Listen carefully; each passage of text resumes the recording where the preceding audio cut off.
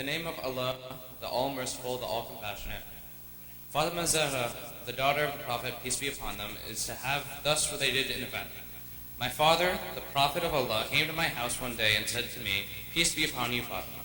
And I replied, "And upon you be peace." Then he said, "I feel weakness in my body." And I said, "Allah protects you from weakness, father." He said, "Fatima, please bring the Yemeni cloak and cover me with it." So I brought the Yemeni cloak and covered him with it. Then I looked at him and saw that his face was shining with a full moon with its splendor and glory. After a while, my son Hassan came in and said, "Peace be upon you, mother." I replied, "And upon you be peace, O light of my eyes and the delight of my heart."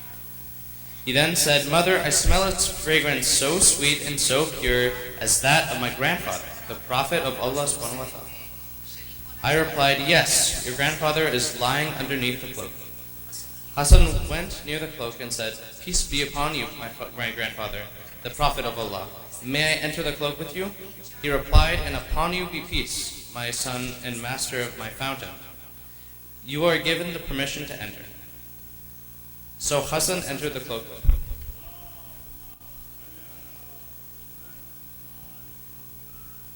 After a while, my son Hussein came in and said, "Peace be upon you, mother, and upon you be peace, O light of my eyes and the light of my heart."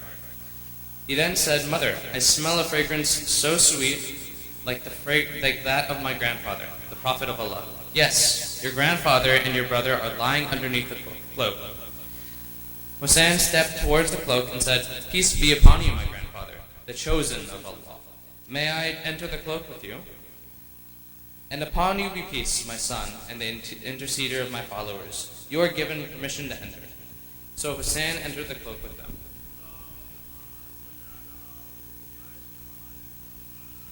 After a while, Abdul Hassan, Ali ibn Abi Talib, came in and said, "Peace be upon you, O daughter of the Prophet of Allah. And upon you be peace, O father of Hassan, and the commander of the faithful. Fatima, I smell a sweet fragrance like that of my brother, the Prophet of Allah. Yes, he is underneath the cloak and with your two sons." So Ali went near the cloak and said, "Peace be upon you, Prophet of Allah. May I enter the cloak with you?" "And upon you be peace, my brother, my legatee, my successor, and my standard bearer. You are given permission to enter." So Ali entered the cloak with them.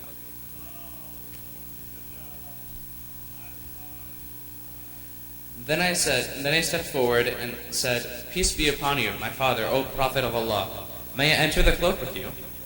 "And upon you be peace, my daughter, O part of myself. You were given permission to enter." So I entered the cloak with them.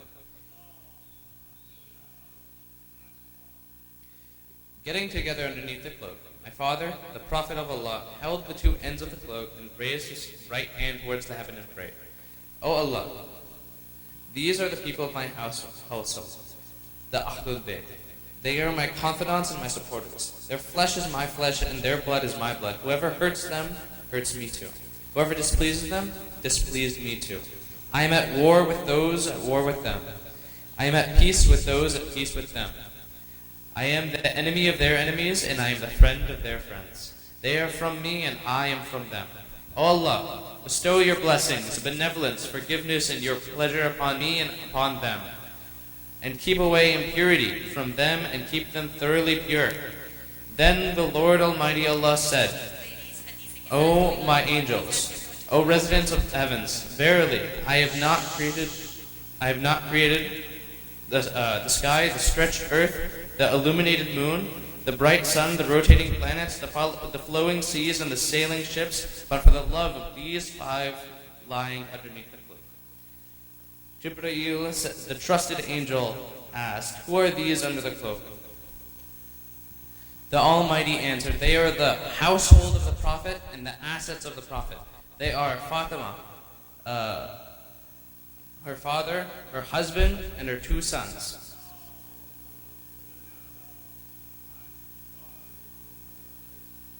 Jibreel said, "O Lord, may I fly to the earth and be the sixth of them?" "Yes, you are given them permission." Jibreel the trusted landed near them and said, "Peace be upon you, O Prophet of Allah. The All-Highest conveys his peace and on you and his greetings and says, by my honor and glory, O my angels, O residents of my heavens, verily I have not created the erected sky, the stretched earth, the illuminated moon, the bright sun, the rotating planets, the flowing seas, and the sailing ships, but for your sake and love. God has given me permission to enter the cloak with you. May I join you, O Prophet of Allah. And peace be upon you, O trusted bearer of Allah's revelations. You are granted the permission. So Jibreel entered the cloak with us and said to my father, Allah sends his revelations to you. Verily, Allah desires to keep away blemish from you, O people of the household, and purify you with a perfect purification.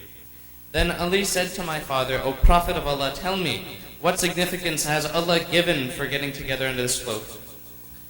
The Prophet replied, by him who rightfully appointed me a prophet and chose me a messenger for the salvation of mankind. Whenever and wherever an assembly of our followers and of friends mention this event, Allah will bestow upon them His blessings and His mercy. Angels will encircle them, asking for Allah the remission of their sins until the assembly disperses. So Ali said, verily, by the lords of the Kaaba, we and our followers are the winners. By him who rightfully appointed me a prophet and chose me a messenger for the salvation of mankind, whenever and wherever an assembly of our followers and friends mention this event, there shall remain none grieved, but Allah will remove his grief. There shall remain none distressed, but Allah will dispel his distress. There shall remain none wish seeker, but Allah will grant his wish. Ali happily said, verily, by the Lord of the Kaaba, we and our followers are the winners and the blessed, in this world and the next.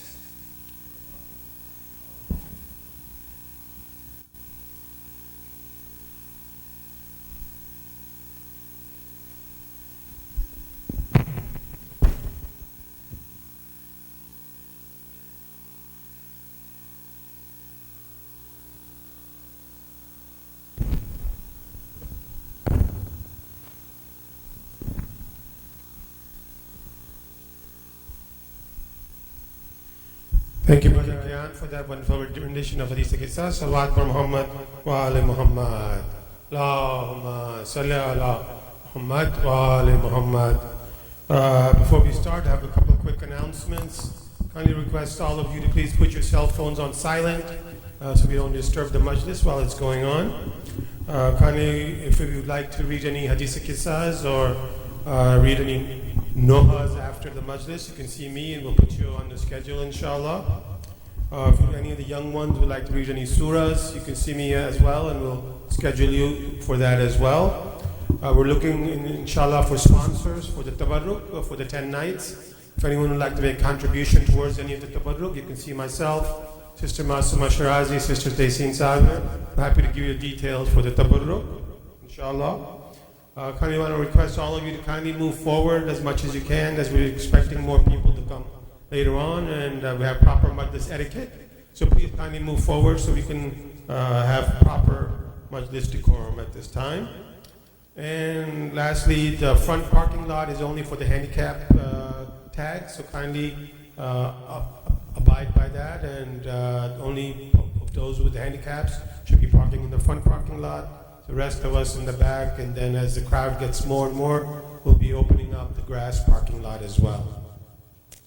Now without further ado, I'd like to request Maulana to take the member. Salawat par Muhammad wa ali Muhammad.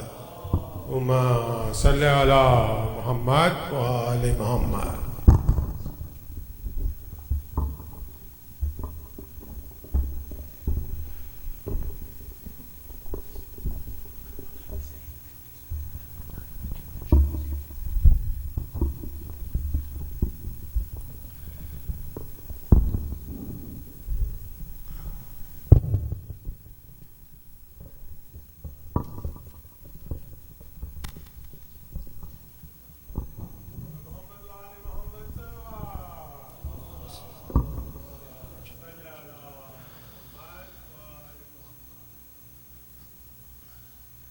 السلام عليكم ورحمة الله تعالى وبركاته. بسم الله الرحمن الرحيم. الحمد لله رب العالمين، والصلاة والسلام على أشرف الأنبياء والمرسلين، حبيب إله العالمين أبي القاسم المصطفى محمد.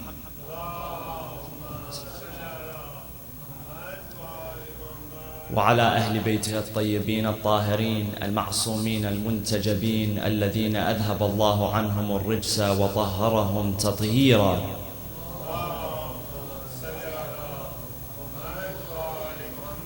صلى الله عليك يا رسول الله، صلى الله عليك يا أبا عبد الله، يا رحمة الله الواسعة ويا باب نجاة الأمة. يا ليتنا كنا معكم سيدي فنفوز فوزا عظيما. أعوذ بالله من الشيطان الرجيم. بسم الله الرحمن الرحيم. بلى من أسلم وجهه لله وهو محسن فله أجره عند ربه ولا خوف عليهم ولا هم يحزنون. صدق الله العلي العظيم. وصلوا على محمد وآل محمد.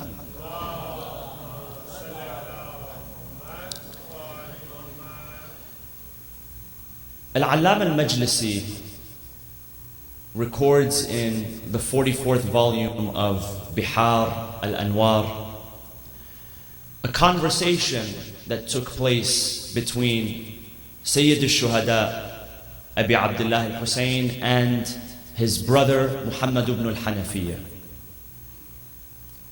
This conversation took place immediately before the Imam departed from Al-Madinah al-Munawwara to Mecca al-Mukarramah in order to arrive beforehand and prepare for the rituals of the Hajj pilgrimage.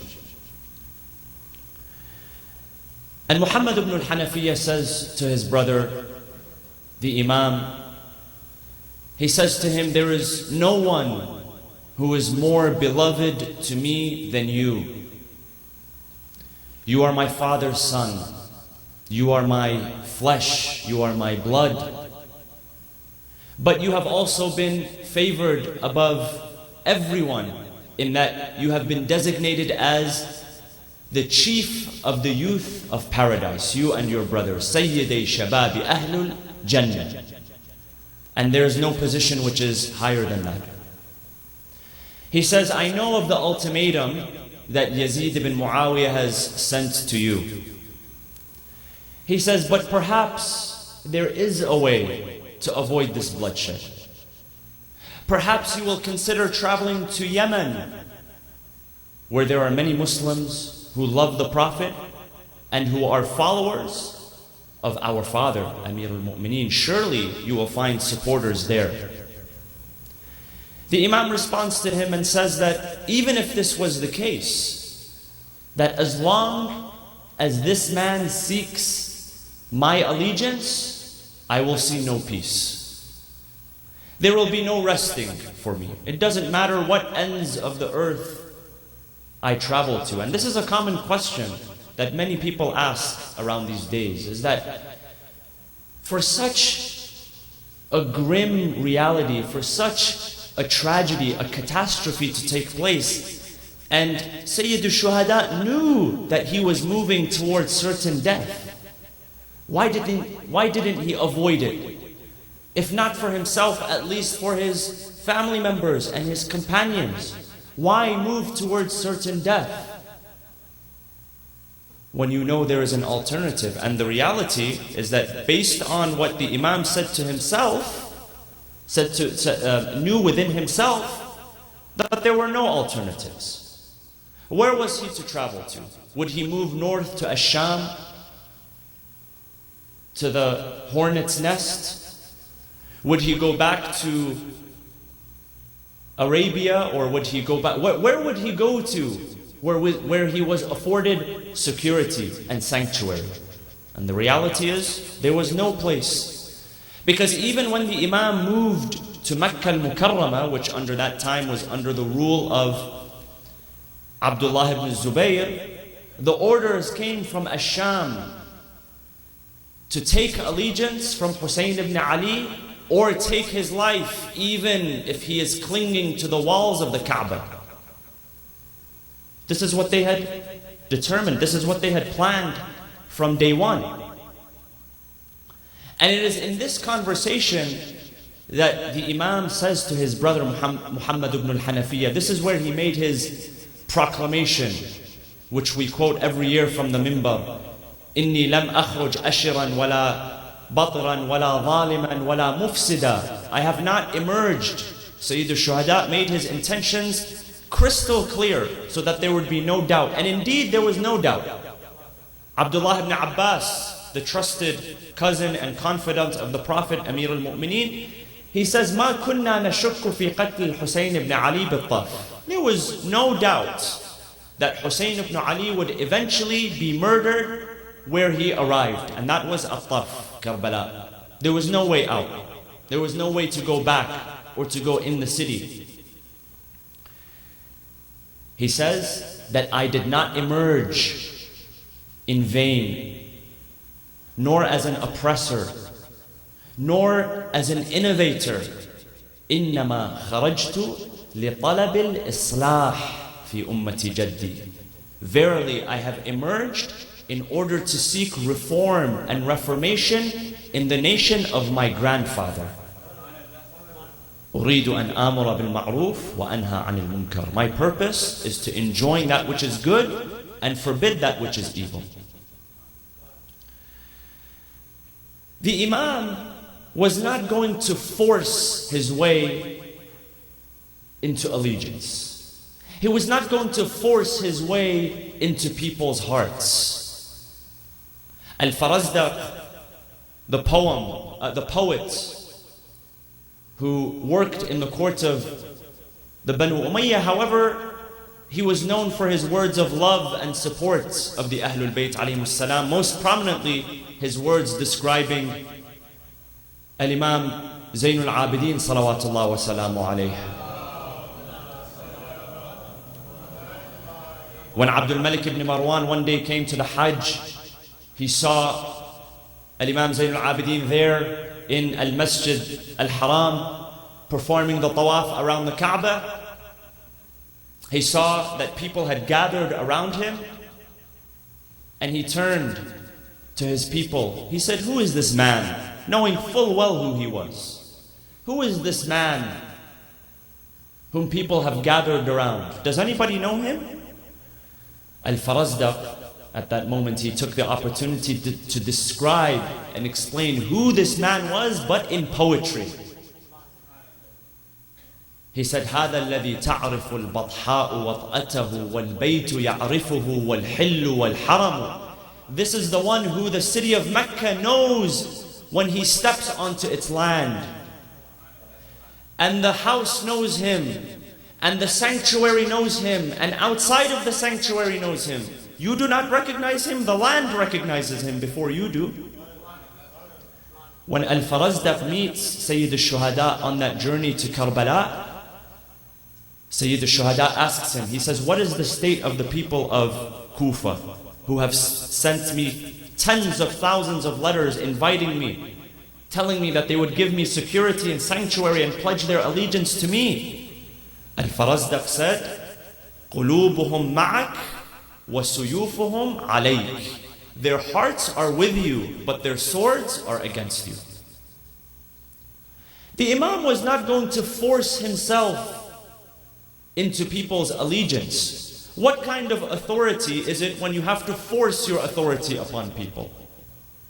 And he had learned from the example of his grandfather, of his father, and his brother who paved the way before him. The Quran says to the Prophet, peace be upon him, إِنَّكَ لَا تَهْدِي مَنْ أَحْبَبْتَ وَلَكِنَّ اللَّهَ يَهْدِي مَنْ يَشَاءُ.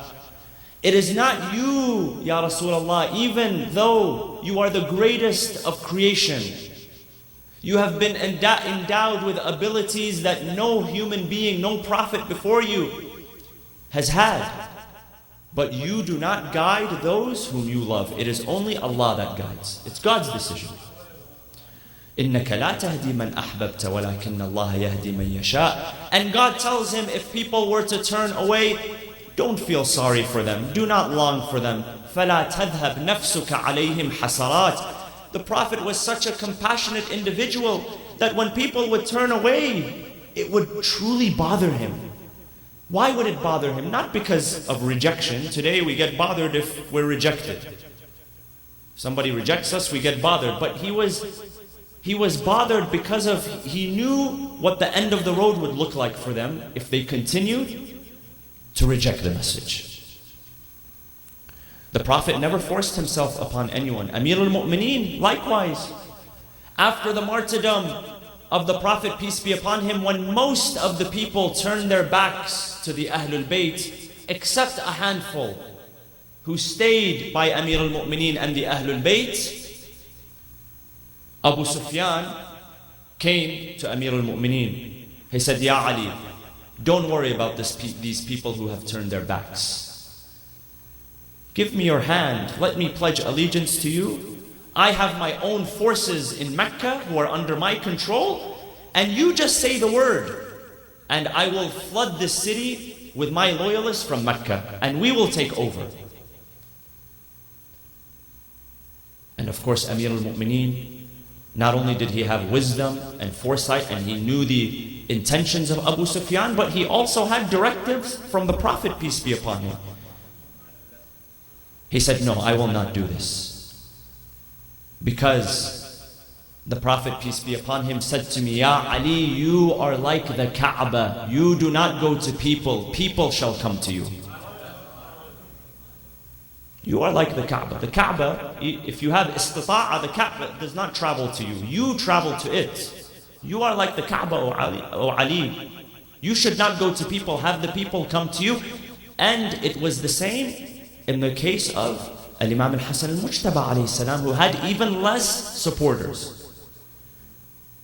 Who had supporters who, they loved him and were so loyal to him, but even the closest of supporters, they felt something in their hearts at the end of the day. One of the companions, one of the very close, noble companions of Imam al-Hasan al-Mujtaba alayhi salam, he says, I wish, Ya ibn Rasulullah, and he said this in a moment of frustration and anger. He said, I wish we can go back in time and all of us could die before having to enter into this treaty with the man from Ash-Sham. This is how difficult it was, this idea of should we go to the people or should they come to us?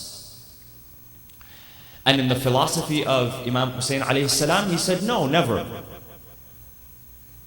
I will not go to them. If they do not come to me, I will not go to them. I will not try to force my way into this relationship. And tonight I'd like to talk about the concept of power, force, and surrenderance. Because these are concepts and ideas that we deal with in our life and in our relationship on a daily basis. Whenever you find yourself in a position wanting someone to do something, it might be your spouse, it might be your sibling, it might be your business partner, your co-worker, it might be your child. How do we navigate that relationship and that power dynamic? Should we be forceful? What happens when you are forceful? When you are forceful, you might get what you want in the short term, but what happens in the long term? I'll give you an example. If anyone has been involved in construction, you know that there are different types of screws, right? It's not one size fits all. If you're dealing with drywall, there's one type. If you're dealing with wood, there's another type. If you're dealing with stainless steel, there's a third type. What happens if you try to force a screw in, one that's made for stainless steel, into drywall? Disaster. Maybe it will hold for a month, 2 months, 2 weeks, but then it will come crashing down. So by forcing the screw into the wall, you might get what you want for the next week or so, but then what will happen after that? It'll come crashing down. Now you have to go back and redo what you did before, and it will take more time, more energy, more effort, more frustration, more apology. It's the same with relationships. If you want to be a positive influence in someone's life and move them towards the direction of the right path, we must understand our power dynamic, which emerges from our level of consciousness and our intention. If we have forceful intentions, then we will end up acting in a forceful manner. There was a gentleman sharing his story one time. He said that one day I walked into my son's room. He was 5 years old. And I saw that he was drawing on the walls. So I was very frustrated. He's not paying the rent. He doesn't have to deal with these things. I'm the one that's going to have to take this up with the landlord and come and paint and do all of this and unnecessary things when he could just be drawing on a paper. Why does he have to go and draw on the wall? So I said to him in a moment of forcefulness, I said, "Son, what's wrong with you? Don't you know that you're not supposed to draw on the wall? You can draw on paper, on cardboard, on a poster, but why on the wall?" He said, "I thought that was the way to deal with him. I really taught him his lesson." He said, "I came back the next day." He said, "Not only was he drawing on the walls, he was looking at me in the eyes while he was doing it, in spite of me." Maybe he got what he wanted, the father. Maybe he got what he wanted the first day. But what happened the second day when he came back? He had to go up against more resistance this time. So he said, "I realized that now I can still do damage control." So he said, I got down to the level of my son. Sometimes you're this big adult, you're towering over a child, and you wonder why they're afraid and intimidated from you. He said, "I got down to his level." When the Prophet, peace be upon him, would deal with children, he would get down to their level. When Amir al-Mu'mineen wanted to play with the children, he would get down on his hands and his feet on their level. He says, and I said to him, he said, "My dear son, you're growing into a young man. And this is not the kind of behavior that's appropriate for a young man." He said, "I spoke to him and I told him what his ego wanted to hear about himself." That's the use of power, not the use of force. So when you think about your day-to-day interactions, and if you think about why is it that I don't get what I want out of life, we need to assess. Am I operating out of a position of force? Am I being forceful with everything? With the people and the opportunities around me? Or am I learning about how to be a figure of authority and use actual power? Our power comes from our level of consciousness and our state of mind. What does this mean? If you can imagine your mind and your consciousness as a landscape that has valleys, different terrains. It's got high peaks on the mountain and it has low peaks in the valleys. And the low peaks in the valleys is where it's the hottest and it's most uncomfortable, and that's where all the bugs and the snakes and all the bottom feeders reside. Where the top of the mountain is where it is peaceful, where you have clarity, where you can breathe, where you can operate out of a place of comfort. If you can imagine your mind and your state of consciousness in this landscape, the emotions of fear, shame, guilt, which for many people is a driver in their day-to-day behaviors. Even when they stand in front of Allah to pray or to fast, it's not because it's out of their full volition. It's because mommy and daddy told me 30 years ago that if I don't pray, I go to Jahannam. And you may think this is strange, but I've had conversations, not with children, with adults about this. They're still struggling because of what their parents told them about the salah and what happens if you don't do the salah. They're still clinging on to that. Even though they have the freedom to operate and feel however they want to. But this shows us, brothers and sisters, what happens when we are forceful with our children. They don't forget about it. And it takes a lot of work to undo that. So, what kind of state are you operating out of? Is it out of fear? Because it makes a difference. When you give something your full effort and the best of your heart, you can tell the difference. When someone is acting out of shame and guilt, there's a difference between that and acting out of spiritual freedom. There's a complete difference. And this is why we are commanded in our narrations not to take from people or not to request from people if they are shameful. It says in one narration, "Al-ma'khudi haya'an kal-ma'khudi ghasban." If you request something from someone, someone is wearing a ring or something, and you say, "Oh, it's beautiful. I've been looking for something like that. Can I have it?" And they offer it to you out of shame because it's a formality. The hadith says, if you take it and they gave it to you not from the goodness of their heart, but because of shame and that sort of obligation, it is as if you have stolen it from them. Al-ma'khudi haya'an kal-ma'khudi ghasban. Ghasb is when you take something against somebody's will. And we all know, if say you confiscate a house or a piece of land from somebody against their will, that is considered ghasb. The prayer, the salah, is not halal and is not counted. One of the conditions of the prayer to be accepted is that it is done in a place which is acquired in a halal manner. In a halal manner. Not somewhere that has been stolen or confiscated. So when we give from the goodness of our hearts, it's different than when we are coerced because of guilt or because of shame. And this is why we find the narration, the famous narration which is known by many, which says that worship, when those who worship because they are anticipating that they will gain something.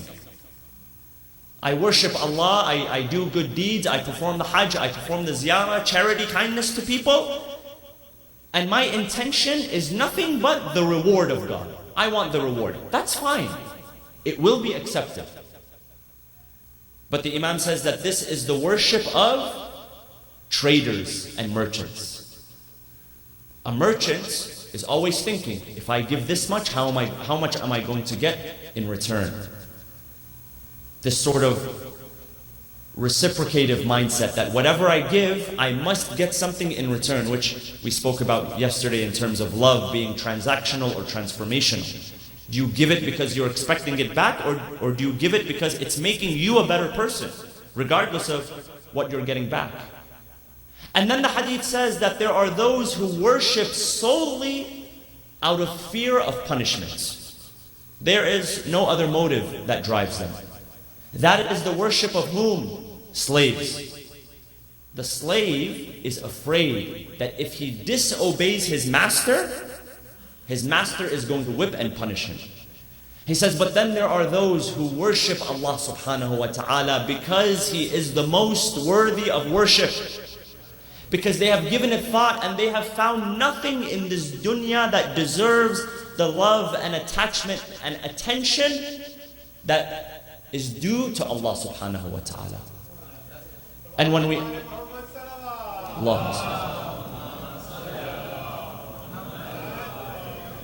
and what happens when we attach our hearts to something or someone other than Allah subhanahu wa ta'ala? Imam Sayyid al-Shuhada says, he teaches us in Dua Arafah. He says, ماذا فقد من وجدك وما الذي وجد من فقدك. He who loses you, what has he found? And he who finds you, what has he lost? Imam Zayn al-Abidin alayhi salam teaches us in Dua Abu Hamza al-Thumali. He says, Alhamdulillah alladhi ad'uuh wa la ad'u ghayrah wa law da'awtu ghayrahu lam yastajib li du'ai. Oh Allah, thank you for allowing me to turn only to you in my dua. For if I was to give my dua to anyone else, it would not be answered. وَالْحَمْدُ لِلَّهِ الَّذِي أَرْجُوهُ وَلَا أَرْجُو غَيْرَهُ وَلَوْ رَجَوْتُ غَيْرَهُ لَأَخْلَفَ رَجَائِي. And praise be to the one who I put all of my raja, my hope in him. And if I was to put my hope into anyone else, my hopes would not materialize. I would not find the thing that I am looking for. In a way, he is saying, thank you, O Allah. I praise you for making yourself the exclusive one in my life and not allowing my heart to turn to anyone else except for you. So this type of worship comes from the highest levels of spiritual freedom. This is when we move past guilt and shame and fear, and we start to move towards love and compassion and connection. See, spiritual freedom is something that when you feel it and when you feel you are doing good because of your own volition and out of your own spiritual freedom, there's nothing else that matches that, brothers and sisters. Nothing else. There was a man, an author, a psychoanalyst, who was a survivor of the Holocaust. His name was Viktor Frankl. And he wrote a book called Man's Search for Meaning. I might have shared this the last time I was here, that he wrote a book on philosophy and existential thought, and much of what he shared was based off his experiences in the Holocaust. He was a Jewish man, he was taken to some of the worst concentration camps, Auschwitz and Dachau, where prisoners were given little to no care, little to no food or medicine. They were forced to work out in the snow for many, many hours of the day. It was such a grim environment. He said that environment was customized in that way in order to strip us of our humanity, so that as prisoners, we would turn on one another. They wanted to make a point out of us, that even if we don't send them to extermination, they're going to start killing one another. And to a certain extent, that was true. He said they could force anything that they wanted upon us. The only thing that they could not force and they could not take away from us was our spiritual freedom. And he gives a few examples of it. He says, in the camp, when we would work those many hours of labor, they would not compensate us with food or medicine. When food or medicine was the thing that we needed to move on for one more day, to continue, they would not give us food or medicine. Instead, they would compensate us in what? Cigarettes. They would give us cigarettes. Because this was the final test of their will. He said, you have the choice. You can trade those cigarettes for food and medicine, just enough to keep you going for one more day. Or you could choose to smoke the cigarettes. And he said, one sign that we had amongst ourselves that indicated that this prisoner had given up on life is when they would choose to smoke the cigarette instead of trade it for food or medicine. Because in that moment, that gratification that they received from smoking that cigarette was more important to them than the food and medicine, which would give them just enough to survive another day. That's when we knew that this person had lost all meaning in life, had lost all hope in life. He says, but at the same time, we saw and witnessed the extreme contrast of that in the form of spiritual freedom. He said, in an environment that was designed to strip away our humanity and to bring us to the lowest of the lowest states, he said, I would still witness men who would take their last loaf of bread and they would pass it out amongst the prisoners who were hungry or who did not have enough.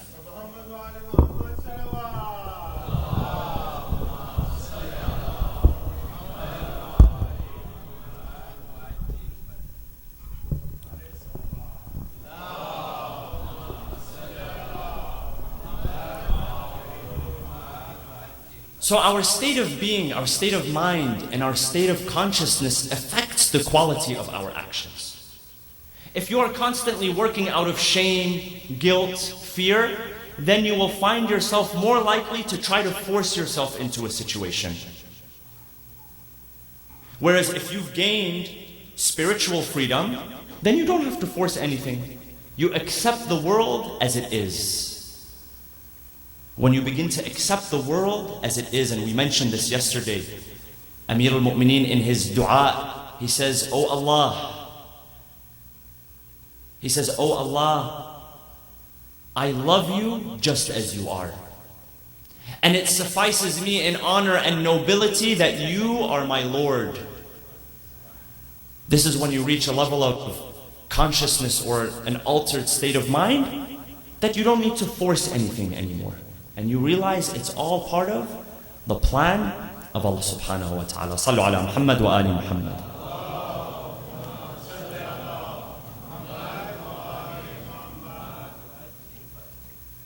Another component of force and power is the idea of surrenderance, knowing when to surrender. And the Quran is replete with verses on the merits of surrender. I recited in the beginning of the majlis, Bismillah ar-Rahman ar-Rahim, Bala, verily, Bala man aslama wajhahu lillahi wa huwa muhsin. Verily, the one who surrenders, the verse says, wajhahu, his face. The face refers to the entire being of an individual. That his face, his direction is in complete surrenderance to Allah, وَهُوَ muhsin. And also, he is a person of ihsan, he is a person of benevolence. Meaning that he actively does good. Not just he surrenders, but he also does good. فَلَهُ أَجْرُهُ عِنْدَ رَبِّهِ. That he will receive his reward with his Lord. وَلَا خَوْفٌ عَلَيْهِمْ وَلَا هُمْ يَحْزَنُونَ. Not just they will receive their reward, they will not feel any sort of fear or grief about their decisions. And if you think about it, this term, which so often is repeated in the Quran, لا خوف عليهم ولا هم يحزنون, that is in addition to the merits and the rewards and the forgiveness. Because as human beings, much of what holds us back when we want to move in the world, when we want to accomplish things, most of us were afflicted by fear and grief. What happens if I put my effort in and I don't get the thing that I want? All of a sudden you're full of sorrow and grief. But to get there in the first place, you have to overcome a lot of fear. If you think about the important things in your life that you've done in your life, much of it has involved a process of getting over your fear and your anxiety and stepping into it. This is why in Nahj al-Balagha, Amir al-Mu'mineen alayhi salam, he teaches us how to deal with fear. In a sermon to his soldiers who were on the front line, he said to them the following: إِذَا هِبْتَ أَمْرًا فَقَعْ فِيهِ. If you fear something, fall into it. Move forward. Fear is a sign that you should dive into it rather than regress and feel that fear and not move forward. So knowing also when to surrender is a critical part in navigating this concept of power and fear. And so many verses in the Quran tell us of the merits of surrendering ourselves to Allah subhanahu wa ta'ala. In life, we often try to cling onto control. We like predictability. We like knowing how much our paycheck will be next week. We like knowing what the weather is going to look like when we travel in 6 months' time. That's why you book your flight, you book all of that, and then you check the weather. Or maybe I'm the only one that does this, I don't know. Does anybody else do this? You check the weather, so you know how to pack. That is a form of control. What happens? Have you ever arrived in a place and the weather has been the exact opposite of what you expected and you did not pack? This is Allah telling you that you try to control and you try to predict, but at the end of the day you really do not have that control. So we try to cling on to control. We like to map out our life. We like to map out our journey. It gives us some sort of comfort. But when you surrender, and surrender is not the same as giving up. There's a difference between surrendering and giving up. Surrendering is when you temporarily keep yourself at bay and you know that there is something larger and something greater at work. One of the primary attributes of the believers, of the muttaqun, the people of taqwa, as mentioned in Surah Al-Baqarah, Bismillah ar-Rahman ar-Rahim, Alif Lam Mim, ذلك الكتاب لا ريب فيه هدى للمتقين الذين يؤمنون بالغيب. The Quran describes that indeed this Quran, verily it is a guide for the people of taqwa. But whom are the people of taqwa? What kind of attributes do they have? What kind of characteristics? Number one, الَّذِينَ يُؤْمِنُونَ بِالْغَيْبِ. And then he says, وَيُقِيمُونَ الصَّلَاةِ. Salah comes after al-imanu bil-ghayb, the belief in the unseen.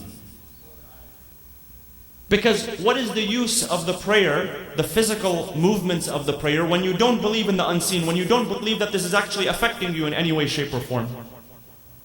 All you've gained, and this is what the Imams of Ahlul Bayt alayhimus salam tell us, that in the hadith, that some people when they stand to pray, all they've gained is physical movement and exercise. You know, your Apple Watch will tell you you burn this many calories, right? That's all it is. This is why the prerequisite is الَّذِينَ يُؤْمِنُونَ بِالْغَيْبِ, those who believe in the unseen. And how much greater is the world of the unseen than the world of the tangible, what is seen in front of us? Scientists tell us that when you observe this universe, and you know, last year, I believe it was last year around this time where they launched the James Webb telescope.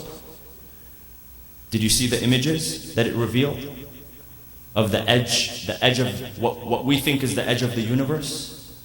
How it's so vast and magnificent and great. No eye had captured anything like that before.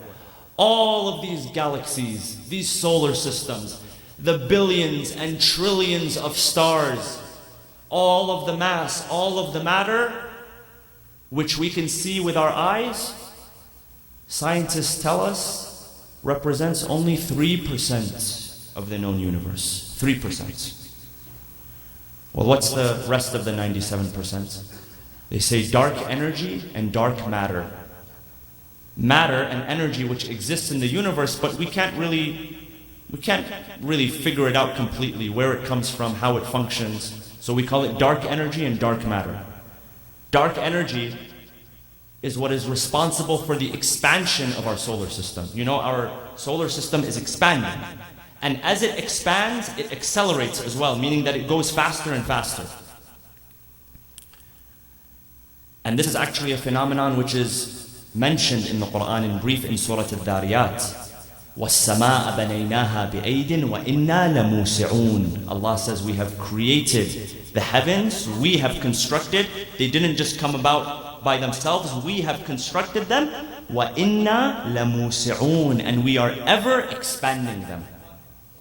We know of the expansion of the universe today because of dark energy and dark matter. 3% is all that we know. Then what do we not know? How vast is it?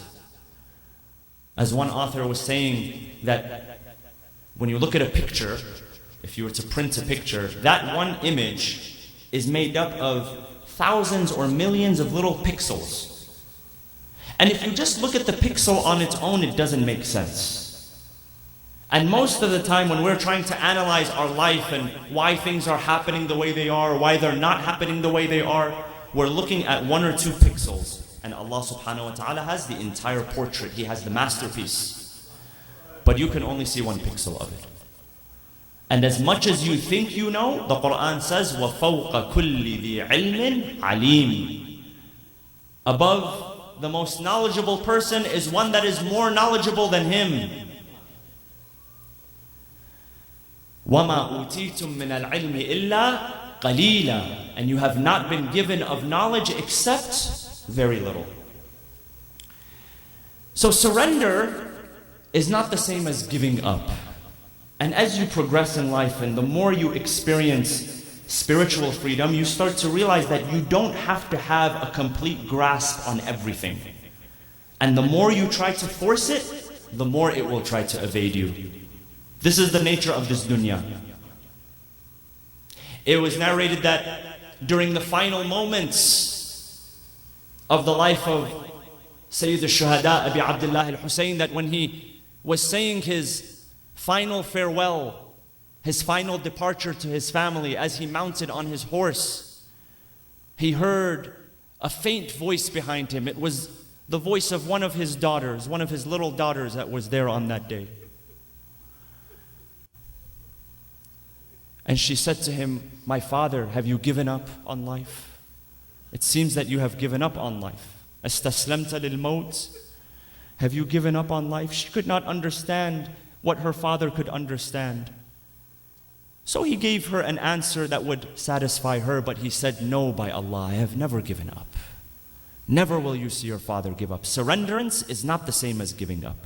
Surrenderance is understanding that there is a bigger and more significant plan at play than what I am seeing right now. And one of the phrases that the Imam would recite and he would repeat often on that day and before that day, he would say, "Ilahi ridan biqada'ik wa tasliman li amrik." He would say, when sending his beloved companions and family members into the battlefield, he would say, "Oh Allah, take until you are satisfied. Allahumma khudh hatta tarda." If taking more than me causes your satisfaction, then continue to take until you are satisfied. This is taslim. This is not giving up. This is surrenderance. And you can only truly surrender when you have reached that stage of spiritual freedom. The person who operates his life out of shame and fear and guilt can never experience this type of giving, can never experience this type of taslim, because to surrender means that you must have grasp in the first place. If you're not in control in the first place, it doesn't mean anything to give it up. But when you've been given control, and then to surrender that, that is a true practice of power. Because when you have real power, you understand that not everything will go your way. The mature father, the mature parent, is the one who realizes that even though God has given me authority and control, but sometimes some things will happen with my children that I must surrender to. And that does not mean I am giving up, but it means that I am allowing Allah subhanahu wa ta'ala to take care of my child, to guide them and to bring them back to the way, as long as I am sincere and I put in my efforts. This is taslim. And this can happen to the best of families. In fact, it actually does happen to the best of families. I'll tell you out of my experience in counseling people, this happens to the best of families. Your child choosing temporarily a different path does not make you a bad father. It doesn't make you a bad mother. It's a test of your will of surrenderance, knowing that they will come back. And do you know, brothers and sisters, that we have a built-in mechanism to practice taslim every single day? What is that built-in mechanism? It is our salah. The salah is a manifestation of surrenderance and taslim. What greater act to stand in front of your Creator, the Almighty. And we are taught a dua by Amir al-Mu'mineen that when you stand in front of the Creator, وَجَّهْتُ وَجْهِيَ لِلَّذِي فَطَرَ السَّمَاوَاتِ وَالْأَرْضِ حَنِيفًا وَمَا أَنَا مِنَ الْمُشْرِكِينَ. Oh Allah, I am turning my entire existence towards you. I know that you are the breaker of the heavens and the earth. I recognize your power and your majesty and your might, yet I am still standing in front of you seeking your favor. Inna salati wa nusuki wa mahyaya wa mamati lillahi rabbil alameen. My prayers, my acts of devotion, my life, my death, I surrender it and I give it up all to you, O Allah. There was a study done a number of years ago at Jefferson University, and you can look up the study yourself. A group of researchers, Muslim and non-Muslim, wanted to understand the effect of the prayer on the nafs. And long story short, I won't go into all of the details of it, but basically what they measured was what they call CBF, cerebral blood flow. That's the blood that flows in the brain to different parts of the brain. You know, they say that if you're feeling curious, there's one part of the brain which is, there's more blood flow there and it's activated. If you're feeling fearful, there's another part of the brain. If you're feeling joy, another part. If you're feeling hunger, right? These are all emotions and states of mind which have a physiological presence in our brain, blood flow, or the lack of blood flow.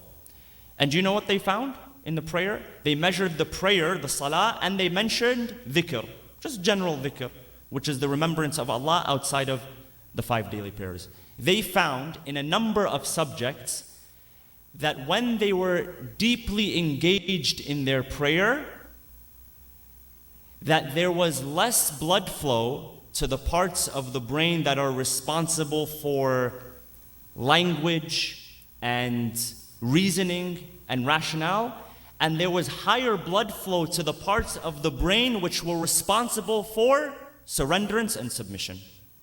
You can look up the study. 2016 study by Jefferson Health on the effects of the prayer. The prayer, brothers and sisters, is designed. The words, the movements, the preparation beforehand, they are designed by Allah subhanahu wa ta'ala so that you and I feel surrenderance on a daily basis. We feel and we experience taslim on a daily basis. And you and I see what happens in people's lives when they refuse to prostrate, when they refuse to place their forehead on the floor. Being in counseling, I've seen this time and time again, people searching for happiness. And I started to wake up in the morning and go for a jog. And I started to meditate. And I started to get rid of toxic friendships. And I started to do this. And I started to do that. Yeah, but you're not praying. You're not placing your forehead on the ground for your Creator, your Sustainer, the one who sustained you in that dark place in your mother's womb for 9 months. Al-Imam Sayyid al-Shuhada, Abi Abdullah al-Husayn in Dua Arafah, he says, Oh Allah, وَحَفَظْتَنِي فِي الْمَهْدِ طِفْلًا صَبِيًّا. You protected me when I was in the cradle of my parents. وَرَزَقْتَنِي مِنَ الْغِذَاءِ لَبَنًا مَرِيًّا. And you sent to me wholesome milk. وَعَطَفْتَ عَلَيَّ قُلُوبَ الْحَوَاضِنِ. You turned the hearts of the nursemaids towards me. Because his mother, Fatima, Lady Fatima alayhi salam, died, martyred when he was still young. He said, you turned the hearts of the nursemaids towards me. وَكَفَّلْتَنِ الْأُمَّهَاتِ الرَّوَاحِمِ. You placed compassionate mothers in my life. He says, وَكَلَأْتَنِي مِنْ طَوَارِقِ الْجَانِ. And you protected me from the evils of jinn. وَسَلَّمْتَنِي مِنَ الزِّيَادَةِ وَالنُّقْصَانِ. Oh Allah, you protected me from excess and lack. Not just lack, you protected me from excessiveness as well. Because you can also ruin a child by being excessive with them and giving them everything that they want, correct? He says, oh Allah, you protected me not just from lack, but you protected me from excessiveness as well. You gave me exactly what I needed. These are the words of Imam Hussein alayhi salam. Submission, taslim. We have a built-in mechanism. I'll give you one more example. And this comes from the dua of the istikhara. For those of you who perform the istikhara, there's a certain dua that we recite. And this is to convey our utmost submission to Allah subhanahu wa ta'ala, that, oh Allah, I am coming to you, and whatever the result is of this istikhara, I will not only accept, but I will be happy within myself. This is the dua. Allahumma inni astakhiruka bi'ilmik, wa astaqdiruka biqudratik, wa as'aluka min fadlika al-azim, fa innaka taqdir, wa la aqdir, wa ta'lam, wa la a'lam, wa anta 'allam al-ghuyub. Oh Allah, I am coming to you, seeking this istikhara through your knowledge of all affairs, of what is beneficial and what is not. And I am seeking to you for your power, because even if the thing is good for me, I still need your assistance in order to do it. فَإِنَّكَ تَقْدِرُ وَلَا أَقْدِرُ. For you have all the power and I have no power. وَتَعْلَمْ وَلَا أَعْلَمْ. You know and I do not know. وَأَنْتَ عَلَّامَ الْغُيُوبِ. And you are the one who knows all of what is unseen. غَيْب. Allahumma in kunta ta'lam anna hadha al-amr. Oh Allah, if you know in your knowledge which I do not have, if you know that this thing which I am seeking is good for me, خَيْرٌ لِي في ديني ومعاشي وعاقبة أمري وعاجله وآجله. In 5 areas. Number 1, is it good for my deen? Because if it's not good for my deen, I don't want it. Number 2, is it good for my ma'ash, my day-to-day living, how I make my living? Number 3, عاقبة أمري. At the end of the road, when I'm on my deathbed, when I think of this thing that you gave me, will I think of it as something that valued me and benefit? If it had no value, then remove it from my life. وَعَاجِلِهِ وَآجِلِهِ. Ajil, al-ajal means now, ajil means later. So from all aspects, O Allah, if it is good for me, then do the following. فَقْدِرْهُ لِي وَيَسِّرْهُ لِي ثُمَّ بَارِكْ لِي فِيهِ. Destine it for me, make it easy upon me, and then bless me with it. وَإِن كُنْتَ تَعْلَمْ. And if you know, O Allah, وَإِن كُنْتَ تَعْلَمْ أَنَّ هَذَا الْأَمْرُ شَرٌّ لِي. And if it was evil, if it was not beneficial for me in those 5 places, then فَاصْرِفْهُ عَنِّي وَاصْرِفْنِي عَنْهُ. Move it from my path and move me from its path.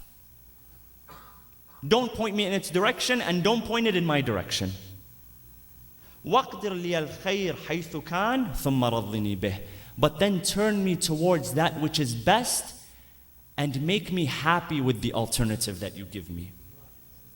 Give my heart to allow me to experience taslim, because sometimes we can accept something from Allah, but really on the inside we still have our own reservations. And this is why the Quran says in Surah An-Nisa, chapter 4, it says to the Prophet, peace be upon him, فَلَا وَرَبِّكَ لَا يُؤْمِنُونَ حَتَّى يُحَكِّمُوكَ فِي مَا شَجَرَ بَيْنَهُمْ. Their iman will not be complete.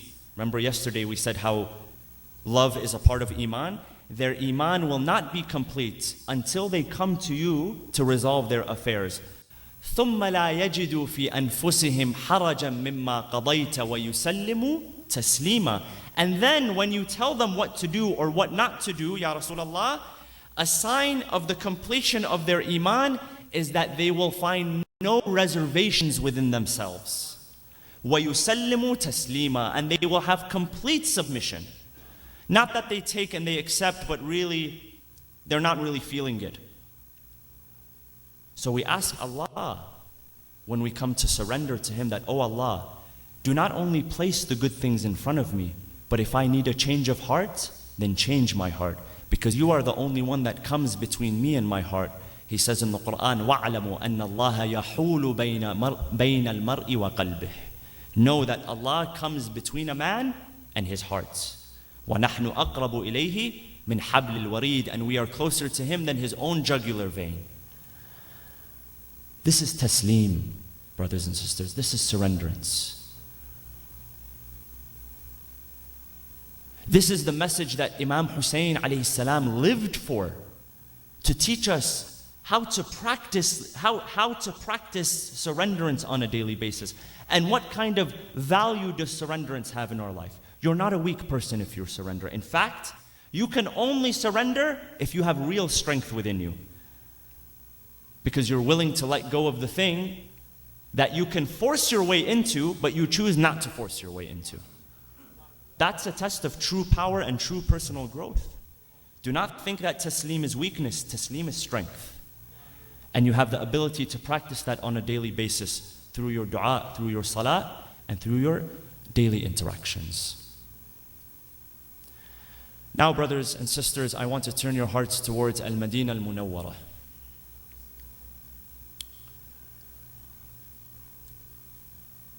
where Sayyid al-Shuhada is contemplating what should be done. And when Yazid ibn Muawiyah ascended onto the throne, one of his first commands was to secure the allegiance from the figureheads of the nation, the most influential. And there were a number of influential figureheads in Medina, amongst them Abdullah ibn Zubayr, the son of Az-Zubayr, who chose not to pledge allegiance. He departed, he went to Mecca, he took control in Mecca, and it stayed under his control for a number of years. Abdullah ibn Umar, Abdullah ibn Abbas, and finally the most prominent of them, Al-Husayn ibn Ali alayhi salam. So he summoned them. The governor, Al-Walid, summoned the Imam to his residence in Al-Madinah. The Imam went, but he did not go alone. He knew of the sinister intentions of these people. He knew how it was easy, because he had seen what had happened to his brother and his father before him, how easy it was for them to eliminate him if they wanted to. So he brought with him the men of Banu Hashim. He brought with him Al-Abbas. He brought with him Ali al-Akbar. He told them, stand at the door, and if you hear me calling out in distress, know that I am in trouble. Come to my aid, come to my rescue. Do not step inside with me, because they do not want you. They only want me. Imagine, the Imam did not want to create any hardship for his most beloved. He knew that the fight was not with them. He said, don't come inside with me. But if you hear me call out for help, come to my rescue. So Al-Walid says to him, he says, Ya Hussein, you have no choice. Yazid is now the Khalifa, and he is asking for your allegiance. Al-Hussein alayhi salam, he turns to him, he says, you expect me to pay allegiance to this man? Inna Yazidan rajulun fasiqun fajir, sharibun lil khumur, rakibun lil fujur, qatilun lil nafs al muhtarama, wa mithli la yubayi'u mithlah. Yazid is a playboy, he's a murderer, he's a drunkard, he's a womanizer, he's a gambler. And a man like me does not pledge allegiance to a man like him. It's not of my stature to pledge allegiance. You expect me, the grandson of Rasulullah, to shake hands with a man like this? And he stormed out. And when he stormed out, he had made the decision within a few days, knowing that he would have to depart Al-Madinah Al-Munawwarah. This was the city that was embedded in his heart. This was the city where he was born and raised. This was the city where he would run around with the other children around the masjid of the Prophet.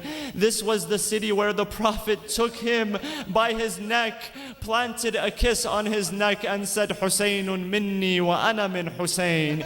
Husayn is from me and I am from Husayn. Ahabba Allah man ahabba Husayna. God loves the one who loves Husayn. So the first place that he went to was the gravesite of his grandfather Rasulullah. He visited him. He went and sat by the gravesite of his mother, of his brother. Then he began to weep. As he began to weep, he fell asleep, and in his dream he saw Rasulullah standing in front of him, saying to him, Ya Hussein, anta rahilun ilayna ajila. Oh Hussein, you are coming to us, you are hurrying towards us. And it is with that intention that Imam Hussein wanted to depart Medina towards Mecca. And it was only within a few days, within a few hours, within a few moments that Sayyid al-Shuhada found himself standing on the plains of Karbala, shouting, ألا هل من ناصر ينصرنا ألا هل من معين يعيننا ألا هل من ذاب يذب عن حرم رسول الله. Is there anyone who will come to our aid? Is there anyone who will rescue us? Is there anyone to fend off the enemy from the womenfolk of Rasulullah? Zainab alayhi salam looked towards Umar ibn Sa'ad when she saw her brother in this state. She said to him, Ya ibn Sa'ad, ama fikum min Muslim. O Ibn Sa'ad, is there not one Muslim amongst you? Is there not one person who fears Allah amongst you? While Shimr was sitting on the chest of Hussein. Inna lillahi wa inna ilayhi raji'un. وسيعلم الذين ظلموا أي منقلب ينقلبون والعاقبة للمتقين. يا حسين يا حسين يا حسين حسين حسين حسين حسين حسين حسين حسين حسين حسين حسين حسين حسين Hussein, Hussein, Hussein, Hussein, Hussein, Hussein, Hussein, Hussein, Hussein, Hussein, Hussein, Hussein, Hussein, Hussein, Hussein, Hussein. Karbala, your tragedy we will narrate. Karbala, your tragedy we will narrate, till the skies illuminate with the light you radiate. Karbala, your tragedy we will narrate. Karbala, your tragedy we will narrate, till the skies illuminate with the light you radiate. Karbala, your tragedy we will narrate. Buried in your heart the son of Fatima. Buried in your heart the son of Fatima. Warith of Adam wa Nuh Mustafa. Warith of Adam wa Nuh Mustafa. That Hussein ibn Ali al-Murtada. That Hussein ibn Ali al-Murtada, who defied every zulm of Ashkiya. With his final call you still reverberate. With his final call you still reverberate, till the skies illuminate with the light you radiate. Karbala, your tragedy we will narrate. He who taught us how to brave adversity. He who taught us how to brave adversity. Never compromise on your humanity.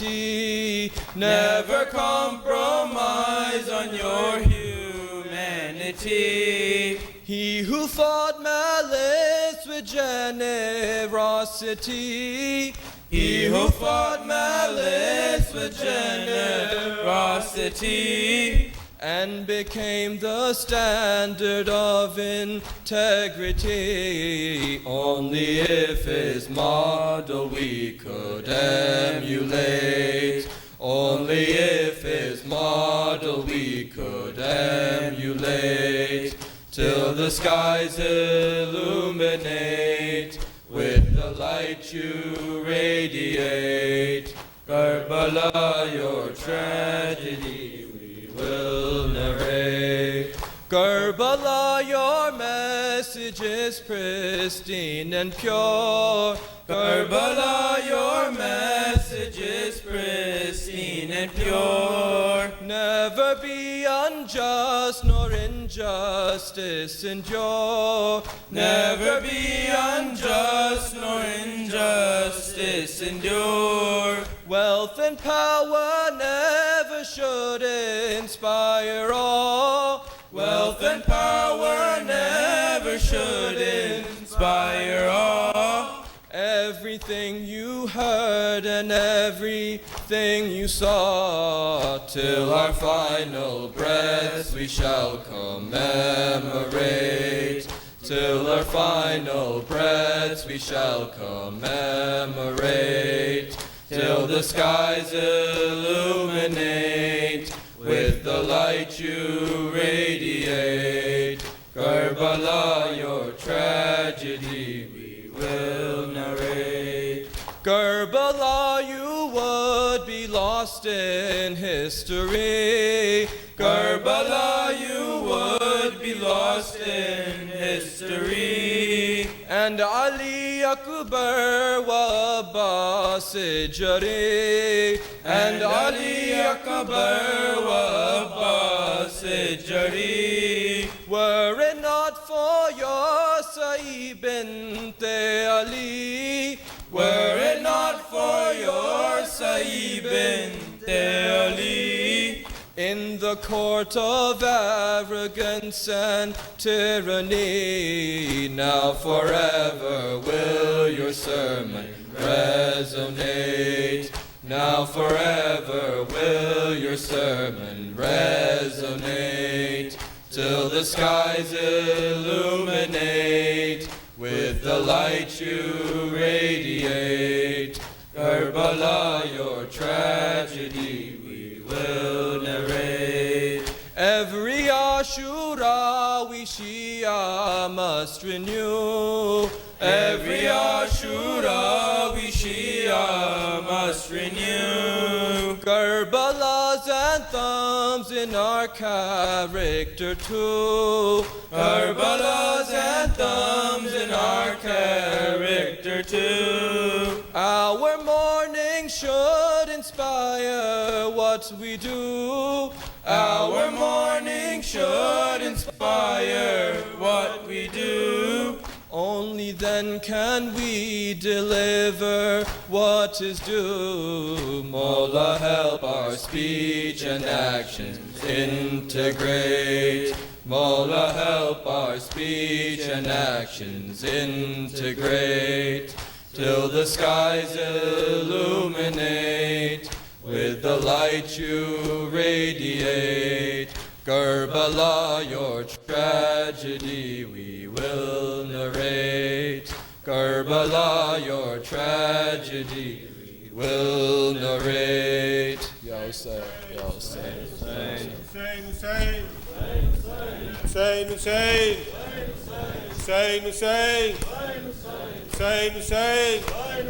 Hussein, Hussein. The moon of Muharram, times of sadness have come. The crescent has now arrived, casting gloom on Karbala, casting gloom on Karbala. The moon of Muharram, times of sadness have come. The crescent has now arrived, casting gloom on Karbala, casting gloom on Karbala. The moon of Muharram, times of sadness have come. The crescent has now arrived, casting gloom on Karbala, casting gloom on Karbala. Betrayal by the Kufans set this moon on its course, calling out for their guide. Treachery with no remorse, Muslim and his sons. What a tragedy, oh a calamity. The moon bleeds to foresee, the moon bleeds to foresee. The moon of Muharram, times of sadness have come. The crescent has now arrived, casting gloom on Karbala, casting gloom on Karbala. On the 9th it heard the prayers of those pure souls, fought the rising sun for. Perhaps this could be its role. Akbar's adhan so clear, this moon filled with fear. How will it possibly arise and see the state of those deer, and see the state of those deer? The moon of Muharram, times of sadness have come. The crescent has now arrived, casting gloom on Karbala, casting gloom on Karbala. It saw the 6-month infant, no water but an arrow.